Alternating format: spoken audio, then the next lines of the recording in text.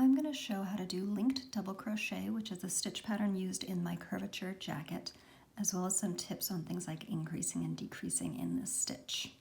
I'm using Greenwood Fiberworks Yakety Yak DK, which is a really lovely yarn that I'll be making a new sample with. This is one of my two colors. I will be doing stripes for the actual sweater, but I'm just going to work with one for now. We're going to start with a foundation chain. So I'm going to make a slip knot and then make chains till it's about 3 inches or so, which I think is the minimum I would do for a swatch here. Bigger is just fine if you want to go more.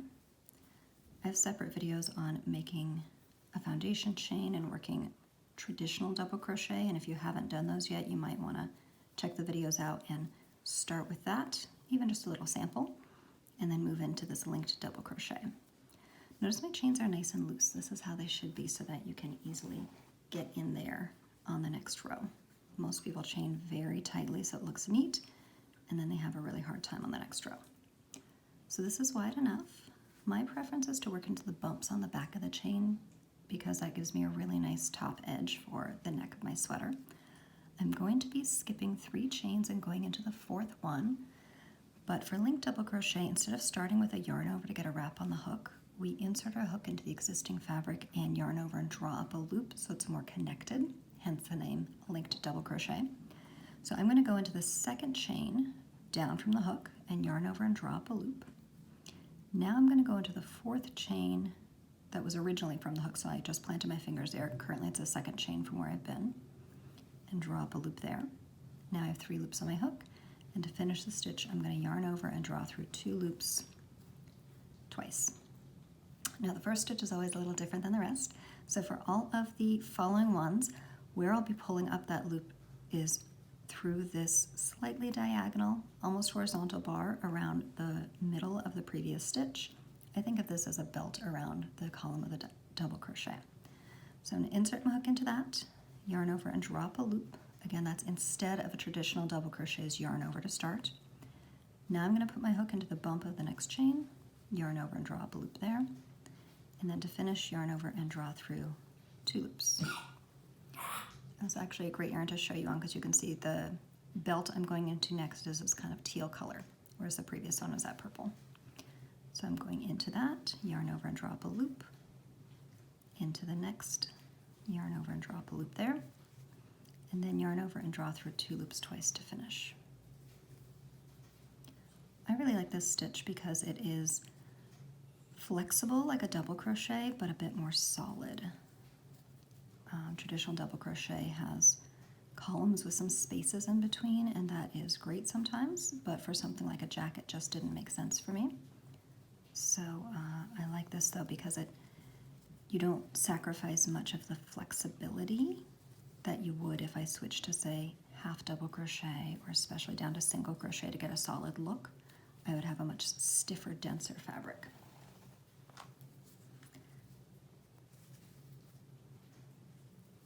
You will find it's a little slower than traditional double crochet though, because just catching a yarn over is real fast, and here we've got to insert a hook and yarn over and draw up a loop, so it does take a bit more time.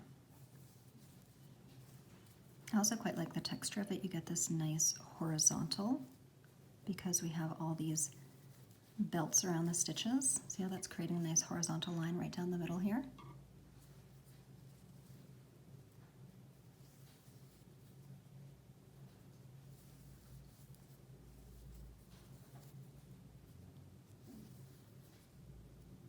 I'm getting towards the end of my row. If you're ever nervous about making a lot of chains, like when you're starting the actual sweater, and you're worried about miscounting or running out, or what you can always do is add a few extra, and you can unpick them from the end if you need to. All right, so here's my first row. I'm going to start a 2nd row, and I'm also going to show you how to do the increases and decreases that you'll need to do in the sweater pattern. Again, the pattern is called the Curvature Jacket, and you can get it on my website, on Ravelry, or on LoveCrafts. So starting my new row, I do 3 chains. This is the turning chain, which counts as the first stitch of the row. I'm going to turn it around. I'm going to skip the first place I could go right here. I will be going in there, but first I need to get my 2nd loop. So I'm going to insert my hook in the 2nd chain down, yarn over and draw up a loop there, And now I'm putting my hook into the second stitch of the row. And from here on out, you're going under both strands of the V at the top of the stitch. And other than that, everything else is the same. I'm going to go down through that belt, yarn over and draw up a loop, go into my next stitch under the V, yarn over and draw up a loop there, and then yarn over and go through 2 loops twice. Now, for your gauge swatch, I suggest you do a few inches of this. I'm going to do that later. Right now I'm going to show you how to do some of the other things that happen in this sweater. The first thing you have to do that's different is an increase. And increases are pretty simple in crochet. I'm just going to put another stitch in the same place. So through the belt of the previous stitch, draw up my loop, and then back into the exact same stitch, and now I've increased. And your increases are generally spaced out. How they're spaced depends on the row that you're on, and also a little bit on the sizing, but you'll generally be doing some stitches in between your increases. But let's say it's time to increase again. I put 1 stitch here, I would go back in there for a second stitch, and that is my increase. And you can already see this is changing shape, it's curving out, and that's what's going to create the round yoke shaping for the shoulders of the sweater. So to start out this, you're going to do a lot of increasing in the yoke. Eventually you will need to decrease in the sleeves, and if you choose to do the waist shaping, you'll also want to be decreasing there. It's a little more complicated, so I'm going to first do it reading what it says on the pattern in the definition section, and then I'm going to explain it in a different way that might be helpful. So to start out, I'm going to insert my hook down through the horizontal loop around the stem of the previous stitch, yarn over and draw up a loop, go into the V of my next stitch, yarn over and draw up a loop, and yarn over and draw through 2 loops on the hook. That's it. You're going to be tempted to do that twice, but we're only going to do it once, leaving this stitch incomplete. Now I'm going to start the next stitch.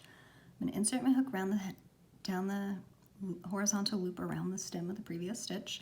It's a little harder here because it's so close, but you can still go into that and draw up your loop, and then into the next stitch, draw up my loop, yarn over and draw through 2 loops. Now I have 3 loops remaining on the hook, and I'm going to yarn over and draw through all 3 loops to finish it. So I started 2 stitches in 2 places, but I finished with just 1. I'm going to do a regular stitch, and I'm going to do that again. All right, so another way to think about this is I'm going to do a stitch until the final yarn over, and I'm going to pause that stitch. Then I'm going to do the next stitch until the final yarn over, and then I'm going to do the final yarn over and finish all of it together. So down through that belt, draw up my loop, into the stitch, draw up my loop, yarn over and draw through 2 loops once, pausing here before the last step, and I start the next one. Through 2 loops once, and now I have 3 loops remaining. I have the loop I started with, I have 1 loop each from the 2 stitches I have begun, and then I'm going to yarn over and go through all of them to finish my decrease.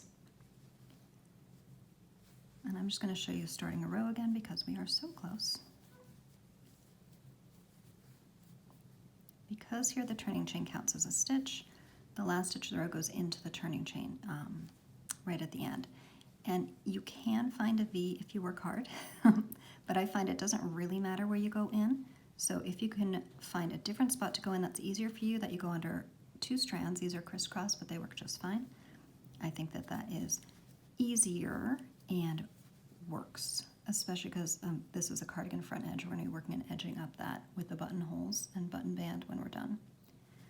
So starting a new row, I would chain 3. And if you have trouble finding the turning chain, you can always stick a marker in this 3rd chain right when you've made it so that you can keep an eye on it. My video just on traditional double crochet has that tip in it, so you can see how it works. Then to start, I'm going to go into the 2nd chain down from the hook and yarn over and draw up a loop there. And then I'm skipping the 1st stitch because I'm going to have this turning chain count as it, so I'm going into the 2nd stitch to start. Now, the other thing that you might be a little nervous about is there's some optional short row shaping for the chest. So you can do that if you want to. You don't have to, but I'm going to show you how it works. So the basic idea of short row shaping is you have more rows where you need more length, which in that case would be at the center front. So you'd be working a row that goes from the center front, which is the beginning of the row, almost all the way to where the side seam would be if we were doing a seam sweater. So almost all the way to the side, but not quite. And then we're going to work some stitches that get progressively shorter so we can turn it. So and you're going to work a bunch of stitches. This is obviously a small sample, so I don't have all that much, and it depends on the size that you're doing. But I've done, about halfway here. Let me do one more. And then I'm going to work progressively shorter stitches. So I'm going to put 1/2 double crochet in each of the next 2 stitches. So yarn over, into my stitch, drop a loop, yarn over and pull through all 3. So that's a shorter stitch, you can already see it. I'm going to do another one in the next stitch. And then I need to get even shorter. So now I'm going to put a single crochet in each of the next 2 stitches.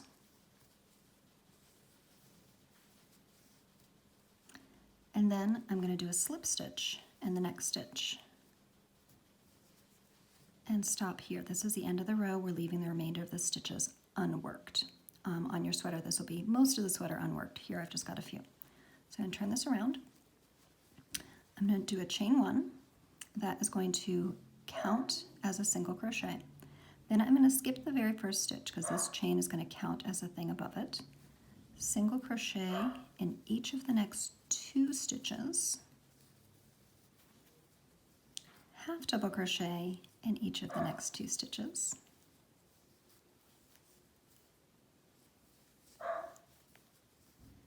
And then I go into my linked double crochet again. So where you go into that horizontal loop around the stem is a little trickier to get into on a 1/2 double, but you can do it, and you don't have to do it very often. And now I'm just going to do my linked, sorry, I just did a linked 1/2 double. I don't need to do that. So let's back this up. Here are my 3 loops on my hook. I'm going to yarn over, go through 2 loops twice. I went through all 3 out of habit because I was changing from a 1/2 double. I could tell too because it felt a little harder. So now I'm doing my plain linked double crochets, and I would do this all the way to the end of the row, which I will, and I'm going to show you. This is now a shaped piece. Now this does get repeated. You'll do a row over all the stitches and then go do this again.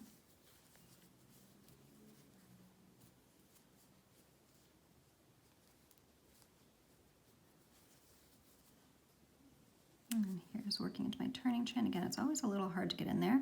Sometimes that's a clue that you're doing it right, is that it is a little hard. But you can see this section here, it's got more rows, taller rows here, there's 2 rows here, there's 2 shorter rows here, and I've done nothing over here. So then when I work across all my stitches, it's going to smooth it out.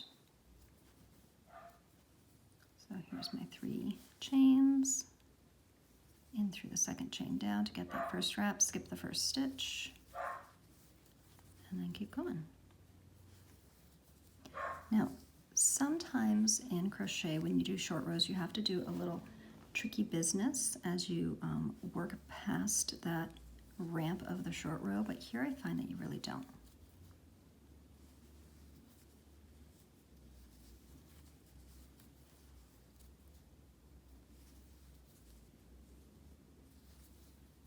Oops. Went a little too low there.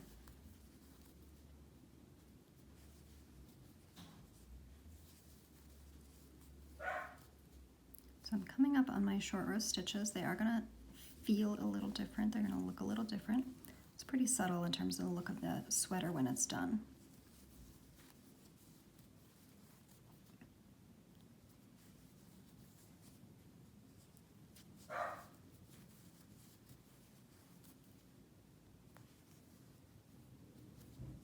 So here you can see this is my next stitch. This is that chain stitch.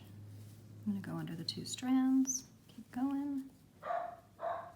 Because I'm linking these, I find that I don't need to do anything else fancy. Sometimes you get a gap if you don't. So then here, this is going to be my next stitch to go into. Actually, no, I'm sorry, I take that back. That is not my next stitch to go into. That is what that chain came out of. Tricky, huh? So I'm going to go over here, and normally this would be far to jump and you'd get a gap, but the fact that we're doing the linked double crochet makes it not have a gap there, which is nice. So there's my last V, my last regular stitch of the row, and I've got one more to go, and it's going to go into my turning chain. It looks almost like a little knot there.